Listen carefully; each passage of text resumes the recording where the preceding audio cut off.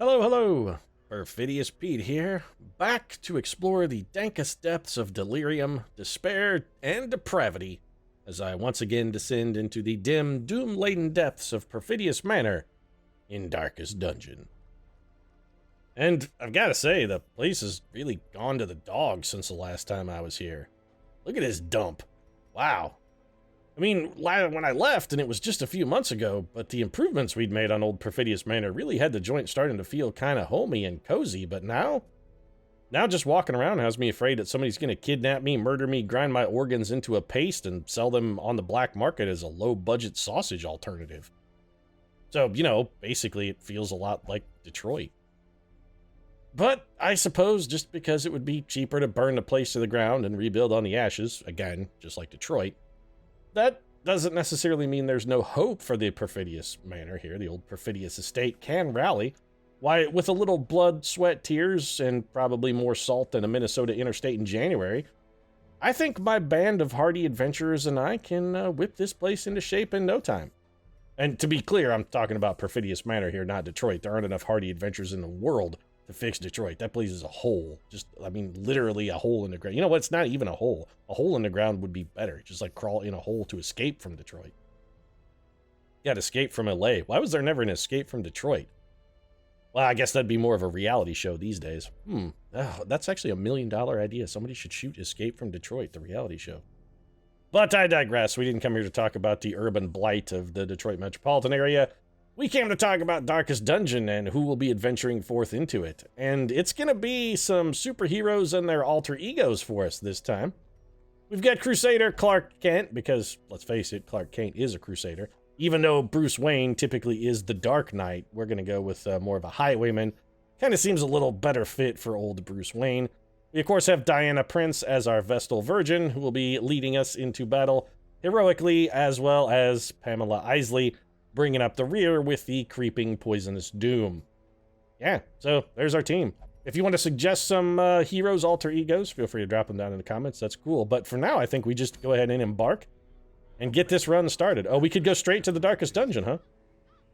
Your work begins. Medium, Darkest level 6. Okay, so there have been a lot of improvements since the last time I played the old Darkest Dungeon. The fact that we can just go straight into the Darkest Dungeon is kind of hysterical. Kill one shuffling horror. Probably gonna be out of our league, I think, since it is a level 6 dungeon. Let's go try this Apprentice Dungeon, which is pretty much the only game in town. We got 3,000, a stun charm, which is sort of trash. 4 crests, some gold. All right, well, I mean, it's either this or we go die. I think this is probably the better bet. Sure, we do have Clark Kent on our side, and he's unstoppable, but even that might be a little more than Superman can chew. I mean, Clark can chew. Definitely not Superman. So we'll just pick up our team here. Let's go provision. This is the Red Hook team. Fantastic. Red Hook has kind of terrible taste, because unless they've significantly changed Plague Doctor since the last time I've played, they're hot garbage. Alright, well, let's, we can take what? Okay, so we could take, I'm just curious what to, we can only take 18 food. Well, that's probably more than I want. I'm going to take 8 food. This is a short dungeon. I think we'll go 8 food, 2 shovels. Let's take 1 medicinal herb. Forget the key. And torches. Hell yeah, we're taking torches. 8 rooms. I'm going to bring 8 torches. So we've got a 3,000 gold potential payout. We're putting about 1,400 into provisions. Let's do this. In a short dungeon should be somewhere around 10 rooms. But again, it's been several months since I've played Darkest Dungeon. I haven't played since before the Cove expansion came out. So there's a lot of content I haven't seen. I'm really kind of looking forward to get back into it. I really liked Darkest Dungeon when it initially came out. Then they made some changes that soured me on it a little. I'm hoping maybe they rallied it around while I wasn't paying attention. That would be fantastic. Really like this game. It's good. So let's take a look at our skills. Clark Kent, of course, got your standard skills, and Dismas, of course, or rather Bruce Wayne, I should say. Kind of the standard skills as well for a Batman or Batmen. Open Vein, Pistol Shot, Grape Shot, Blast, Tracking Shot, which is a new ability and is considerably different. Self-damage, self-accuracy, self-crit. That's not terrible. That ability used to be a flaming wad of bat trash, but now it's kind of a bat goodness. Bulwark of Faith marks a target. It's plus Torchlight, too. Stunning Blow is still hot garbage. Zealous Accusation is pretty good, and Smite and whatnot basically unchanged. All right, let's take a look at our Vestal. She has Judgment, Dazzling Light, Divine Grace, and Divine Comfort. Wow, she got the basically all of the abilities I would have chosen. That's fantastic. Pamela Isley, old Poison Ivy herself, Noxious Blast, Plague Grenade, Blinding Gas, and Incision. Wow, we got either very lucky on our choice of abilities, or the Red Hook team has finally decided that starting you with your first 4 troopers who have random garbage water abilities is a terrible idea. I'm gonna guess the latter, because when it comes to luck, I'm not. We got 3 stress just for walking into a dungeon. We have 23 stress, and we've not even gone a single tile. I mean, sure, I guess. So we'll pick up a free torch. Moving right along. Poison Ivy, you know, you may not want to pick up those torches, dear. You're gonna catch fire, and then some plants are gonna burn, and I know you're all about equal rights for plants. Hey, a surprise! Alright, sweet. So we're gonna go ahead and just do this, because we can't really do much else. Skeletons are vulnerable to blight. Wow, they've really upped the blight damage then. 4 damage per round for 3 rounds. That's a titanic truckload more than we used to get from a Plague Doctor. So perhaps the Plague Doctor has been adjusted, and maybe Poison Ivy won't be a worthless heap of garbage for us. Might actually be useful. Pistol Shot. Plus 25 damage versus marked targets. Alright, and he has something that marks a target, does he not? He does not. Well, let's just go with the old standard Grape Shot Blast and hit them both for what appears to be drastically reduced damage over its old output. But the Clark Kent 23 damage critical was very nice. Superman starting things off with a bang there. You gotta blow your cover, Clark. Be careful. Won't be long before you're having to give a fucking World of Cardboard speech, and you know how we all hate that because you're fucking awful, Superman. I hate Superman so much. He's such a terrible character. Hate him so much. Alright, on to our next room. We do have a barricade in the way, but that's okay, because we both found a shovel and brought plenty of shovels. We have ample supplies of shovels ready. I'm thinking maybe this first mission is no longer completely random like Darkest Dungeon used to be. This first mission is feeling a little bit scripted. I don't have a problem with that. That's a good way to introduce the player to a few mechanics and whatnot. I think that's not necessarily a terrible idea. So we got 0 damage on hit, but we did get the blight. We definitely should kill the stress-causing unit as quickly as possible. Can we stun that guy? We can. Let's try the stun. I am not a huge fan of stuns, especially since every time you stun an enemy now they get stun resistance. Or at least the last time I played that was a mechanic, and it does appear... Yep, that's exactly the same way it still works.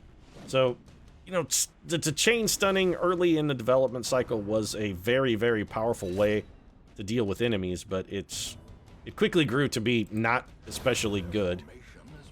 And it seems like it may still not be very good. Corpses, of course, still a thing. Corpses were one of the few changes that made a lot of people really salty that I didn't necessarily have a problem with. I think they're fine. It's just an obstacle you have to work around. This way you can't just have all of your damage stacked onto the first rank all of the time. You need to be able to hit multiple locations. I don't have a problem with that at all. Big old critical damage.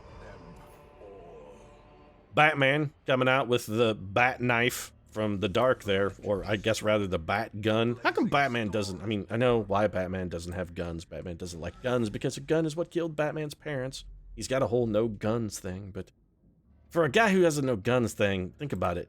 Batman has a lot of guns. It's just Batman's guns shoot shit other than bullets.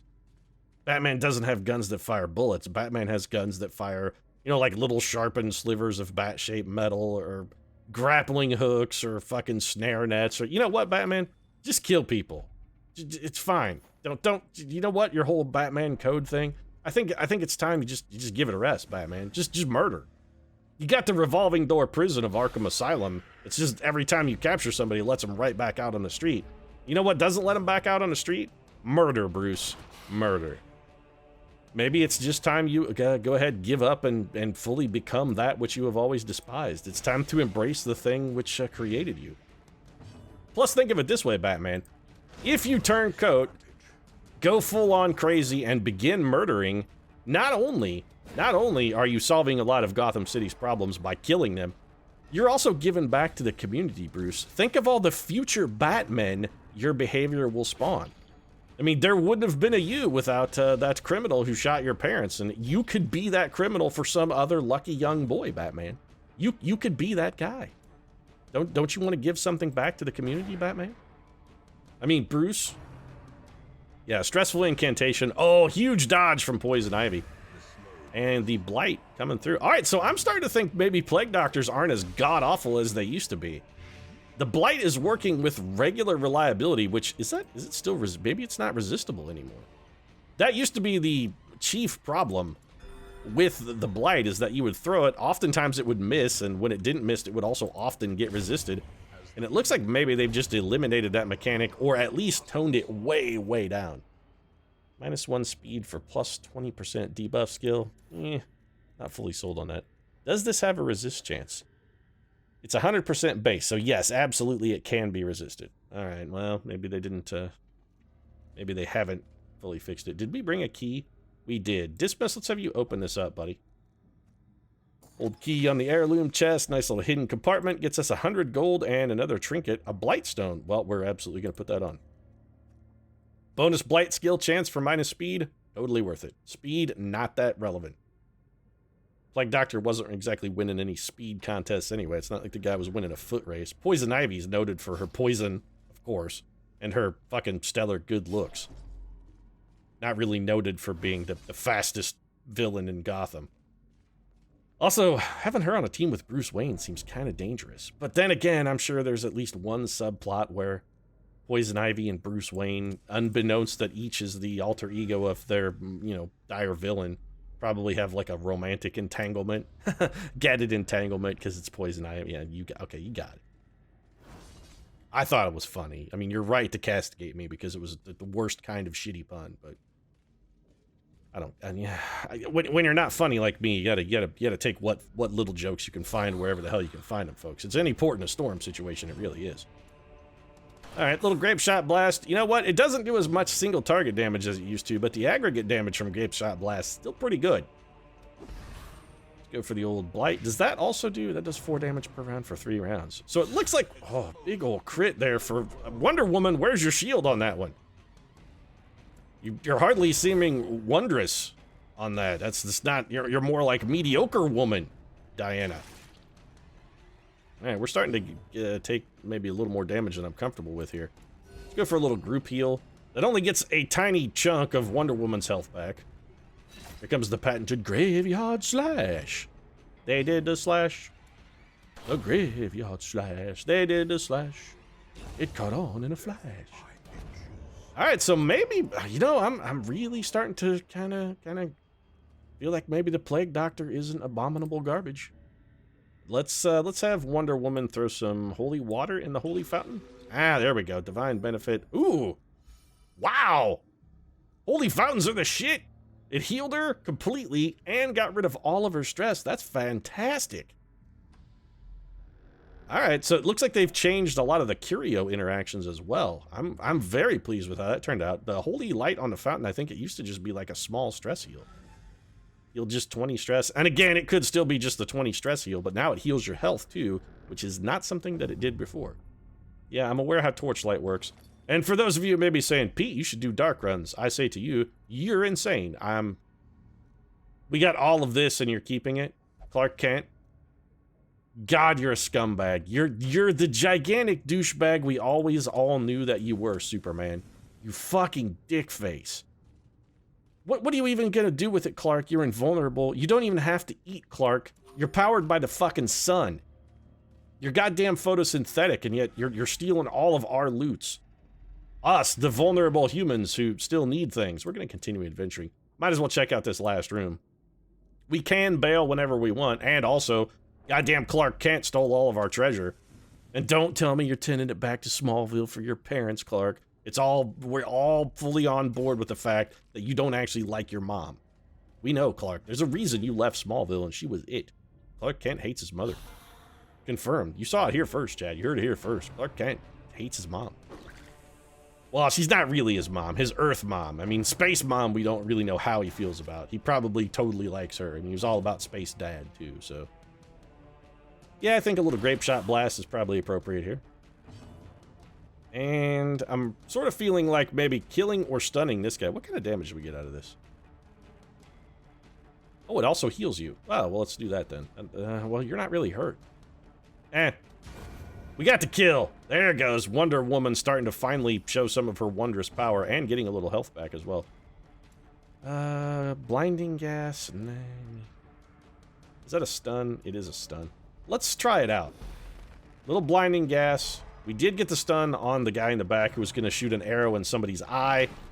Dead weight with a chance to stun, I believe. No, it's pushback and a stun. Okay, well, that sucks. Graveyard Slash. Batman taking a little... Ugh, Batman maybe needs some band-aids back there. Would they be bat-aids? Bat bandages? Bandages, I guess, would be more appropriate. I don't know. There's so many ways you could throw in the bat pun there.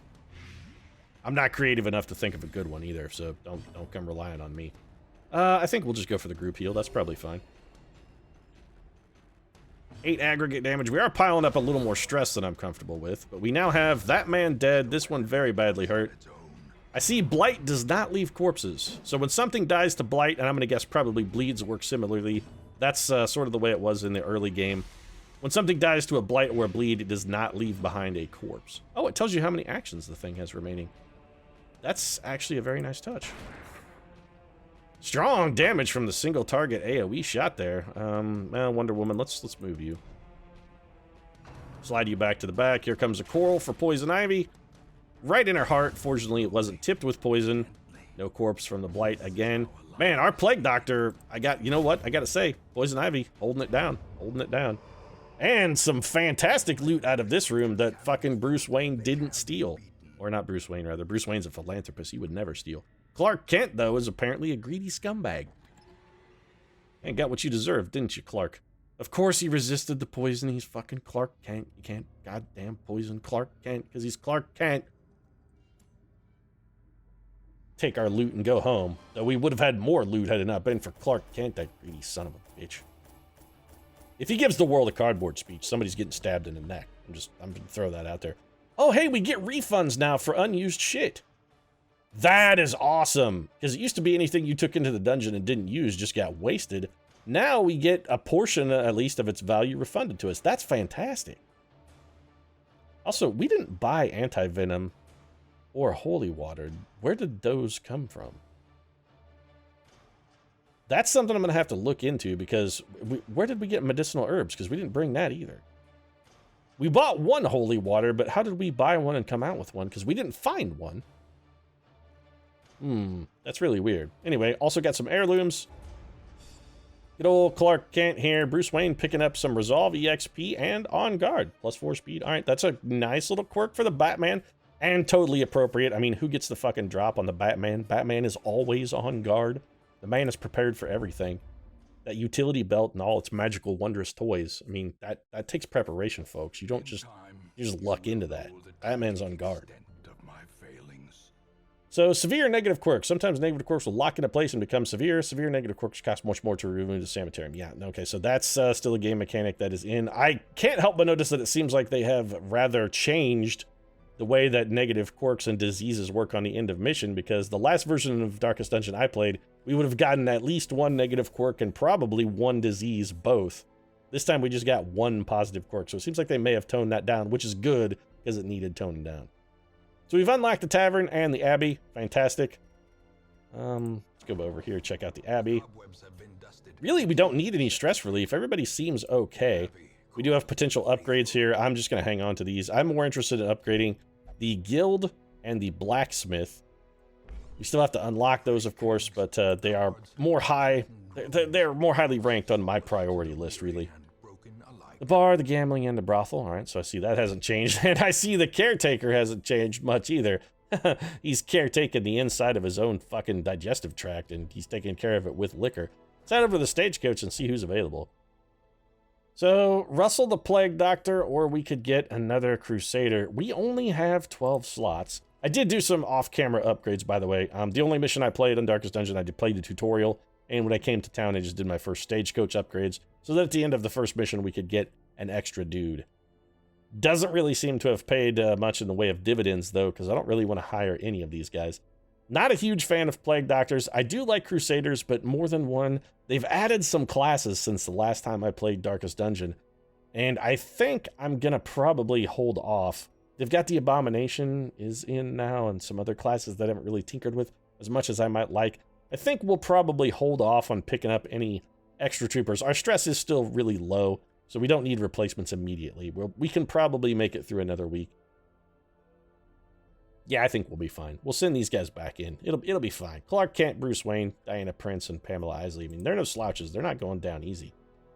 And speaking of going down easy, that's just how this episode's going to go down, I hope. And I'm going to wrap it up. If you enjoyed the episode, feel free to drop a like down in the comment section. Of course, your support does really mean a lot to us. And if you'd like to see more of the continuing adventures of some of comic books' greatest alter ego non-heroes, might consider subscribing as well, because I'm going to be making a whole hell of a lot of jokes about Clark Kent and at Clark Kent's expense in the future as we continue our run through Darkest Dungeon. Right now, however, thanks very much for watching, and I'll see you again soon.